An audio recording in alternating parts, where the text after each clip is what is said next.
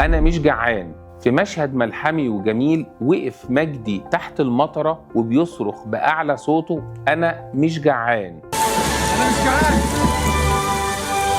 أنا مش جعان. بعد ما عانى من مشاكل السمنة المفرطة وإدمان الأكل والجوع العاطفي، بعد ما كان بيوصف علاقته بالأكل زي علاقة 2 صحاب، لأ أكتر كمان، زي علاقة 2 متجوزين وبيحبوا بعض.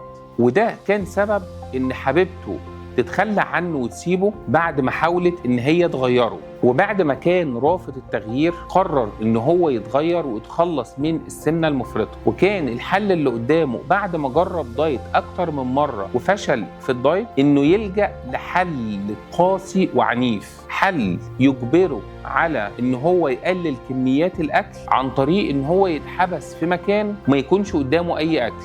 وطبعا النتيجة كانت إيجابية، وخصوصا بعد ما عمل رياضة وقدر إن هو يتحرك ويبذل مجهود أكتر ويرجع يمارس هوايته اللي بيحبها اللي هي الرسم. وهنا هو بدأ يتخلص من حبه للأكل عن طريق إن هو يعمل حاجة بيحبها أكتر من الأكل وهي الرسم. ولما تخلص من إحساس الجوع وقف بيصرخ ويقول: أنا مش جعان. والحقيقة إن سبب فرحته مش إن هو بس اكتشف إن هو تخلص من إحساس الجوع، لا، هو هنا اكتشف الفرق ما بين الجوع الحقيقي والجوع السلوكي أو الجوع العاطفي. الجوع الحقيقي بيطلع من المعدة، بيطلع بهدوء ويستنى ينفعه أي أكل.